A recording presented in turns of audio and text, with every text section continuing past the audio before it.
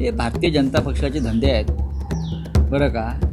कोणी निंदा कोणी वंदा, माझं नाव धंदा, बरं तसं त्यांचं चालू आहे. ते काय सुधारणार नाही. भारतीय जनता पक्षाचे लोक अजिबात सुधारणार नाही. त्यांच्यासाठी कुणी बलात्कारी भ्रष्टाचारी ही त्यांची ताकद आहे आणि त्यांच्या पक्षात असे सगळे लोक घेऊन हे अशा प्रकारचे धंदे करतात. मुंबईमध्ये शरद पवार यांच्या नेतृत्वाखालची राष्ट्रवादी काँग्रेस यांच्याबरोबर सकारात्मक चर्चा झाली. काल जयंतराव सतत उद्धवजींशी चर्चा करतायत आणि काल त्यांना ज्या जागा हव्या होत्या लढण्यासाठी त्यातल्या बहुतेक जागा आम्ही त्यांना दिलेल्या आहेत. त्याच्यामुळे राष्ट्रवादी काँग्रेस शिवसेना मनसे युतीमध्ये काही अडचण आहे मला असं या क्षणी दिसत नाही. आणखीन काही जागा ज्या आहेत त्या दुर्दैवानं मनसेच्या कोट्यात गेलेल्या आहेत. पण तरी आम्ही त्यांचं समाधान करू शकलो, जयंतरावांचं किंवा राष्ट्रवादी काँग्रेसचं, याची आम्हाला खात्री आहे.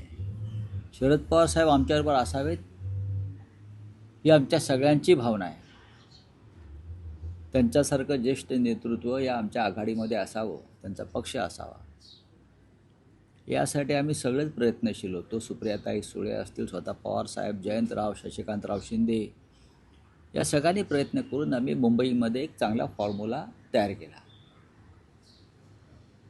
आणि त्यांना ज्या जागा हव्या होत्या त्यातल्या बहुसंख्य जागा आम्ही त्यांना देऊ शकलो. त्याच्यामध्ये खरं म्हणजे शिवसेनेचं नुकसान झालेलं आहे. आमच्याकडल्या जागा गेल्या. पण ठीक आहे, युतीमध्ये किंवा आघाडीमध्ये असं होत असतं आणि ते स्वीकारलं पाहिजे. आणि आता आमच्यासुद्धा अनेक जागा व्यक्तिगत मी काही म्हणत नाही. आता आम्ही ज्या मनसेला जागा दिल्या त्या आमच्या सिटिंग जागा बऱ्याचशा आहेत, किंवा शरद पवार साहेबांच्या पक्षाला आम्ही जागा दिल्या त्या आमच्या सिटिंग जागा आहेत. तिथे आमचे लोक नाराज झाले आहेत ना. व्यक्तिगत कशा करता बोलताय तुम्ही? आमच्याही लोकांमध्ये तिथे अस्वस्थता आहे ना. त्यांची संधी गेली ना.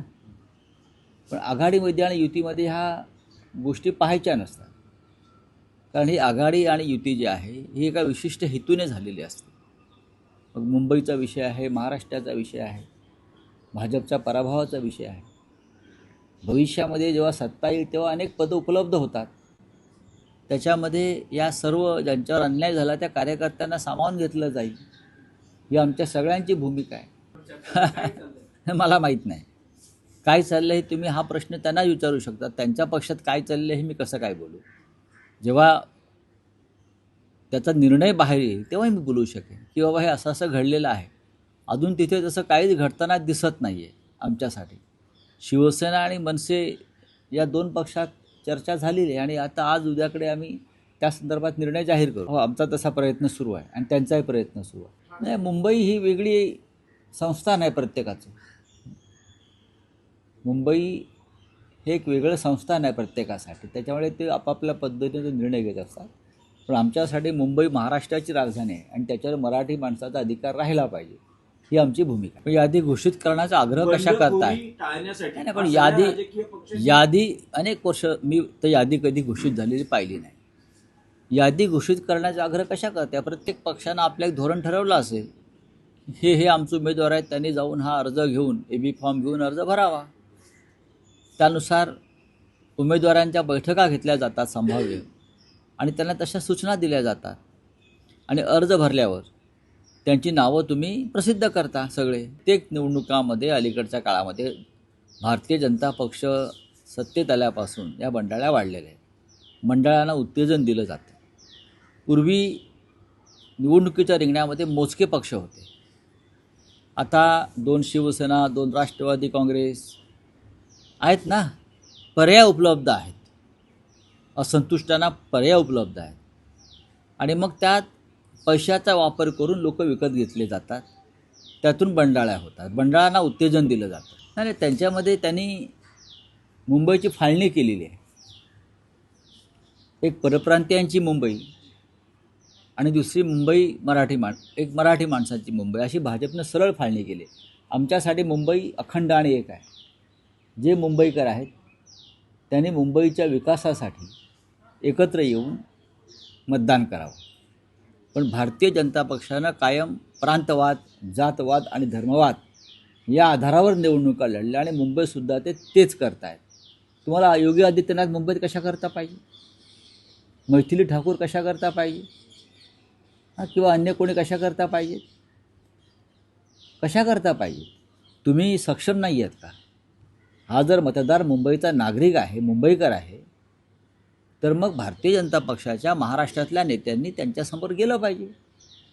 पण तुम्ही योगींना आणणार, तुम्ही रेखा गुप्ताला आणणार, तुम्ही मध्य प्रदेशच्या मुख्यमंत्र्यांना आणणार, म्हणजे त्या प्रांताचे जातीच्या लोकांना त्या भागातून लोक आणून तुम्ही आकर्षित करण्याचा प्रयत्न करता. मग तुम्ही काय करताय इतके वर्ष मुंबई महाराष्ट्रात?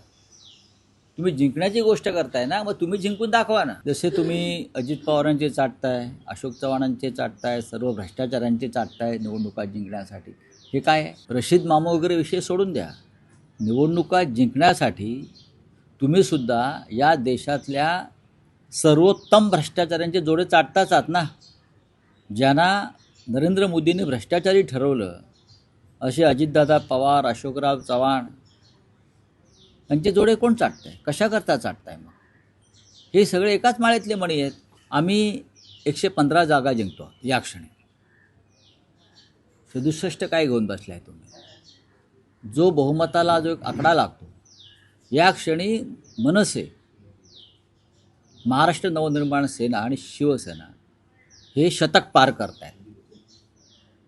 117 ते 120 पर्यंत जागा आम्ही जिंकतो.